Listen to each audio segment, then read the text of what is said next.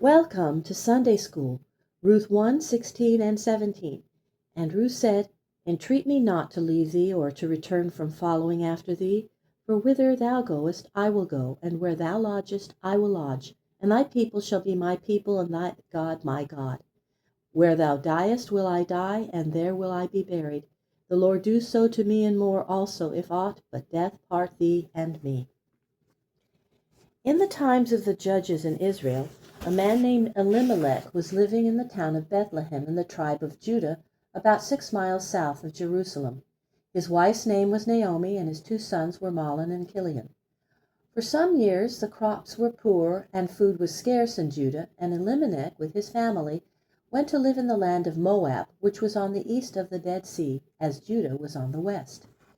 There they stayed 10 years. In that time Elimelech died. His 2 sons married women of the country of Moab, one woman named Orpah and the other named Ruth. But the 2 young men also died in the land of Moab, so that Naomi and her 2 daughters-in-law were all left widows. Naomi heard that God again given good harvests and bread to the land of Judah, and she rose up to go from Moab back to her own land and her own town of Bethlehem. Her 2 daughters-in-law loved her, and both would have gone with her, though the land of Judah was a strange land to them, for they were of the Moabite people. Naomi said to them, Go back, my daughters, to your own mothers' homes. May the Lord deal kindly with you as you have been kind to your husbands and to me. May the Lord grant that each of you may yet find another husband and a happy home. Then Naomi kissed them in farewell, and the 3 women all wept together. The 2 young widows said to her, You have been a good mother to us, and we will go with you and live among your people.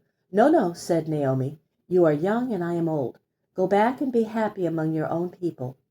Then Orpah kissed Naomi and went back to her people. But Ruth would not leave her. She said, Do not ask me to leave you, for I will never. Where you go, I will go. Where you live, I will live. Your people shall be my people, and your God shall be my God. Where you die, I will die and be buried. Nothing but death itself shall part you and me. When Naomi saw that Ruth was firm in her purpose, she ceased trying to persuade her. So the 2 women went on together. They walked around the Dead Sea and crossed the river Jordan and climbed the mountains of Judah and came to Bethlehem. Naomi had been absent from Bethlehem for 10 years, but her friends were all glad to see her again. They said, Is this Naomi, whom we knew years ago? Now the name of Naomi means pleasant, and Naomi said, Call me not Naomi, but call me Mara, for the Lord has made my life bitter. I went out full with my husband and 2 sons. Now I come home empty without them. Do not call me pleasant, call me bitter. The name Mara, by which Naomi wished to be called, means bitter, but Naomi learned later that pleasant was the right name for her after all. There was living in Bethlehem at that time a very rich man named Boaz. He owned large fields that were abundant in their harvests, and he was related to the family of Elimelech, Naomi's husband, who had died.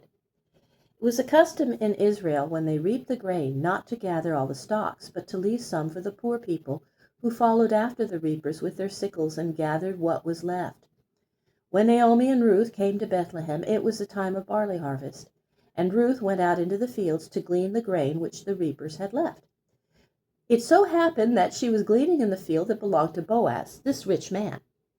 Boaz came out from town to see his men reaping, and he said to them, The Lord be with you. And they answered him, The Lord bless you. And Boaz said to his master of reapers, Who is this young woman that I see gleaning in the field? The man answered, It is a young woman from the land of Moab, who came with Naomi. She asked leave to glean after the reapers, and has been here gathering grain since yesterday. Then Boaz said to Ruth, Listen to me, daughter. Do not go to any other field, but stay here with my young women. No one shall harm you, and when you are thirsty, go and drink at our vessels of water. Then Ruth bowed to Boaz and thanked him for his kindness, all the more kind because she was a stranger in Israel. Boaz said, I have heard how true you have been to your mother-in-law, Naomi, in leaving your own land and coming with her to this land. May the Lord under whose wings you have come give you a reward. And at noon, when they sat down to rest and to eat, Boaz gave her some of the food. And he said to the reapers, When you are reaping, leave some of the sheaves for her, and drop out some sheaves from the bundles, where she may gather them. That evening Ruth showed Naomi how much she had gleaned and told her of the rich man Boaz, who had been so kind to her. And Naomi said, "This man is a near relation of ours. Stay in his fields as long as the harvest lasts."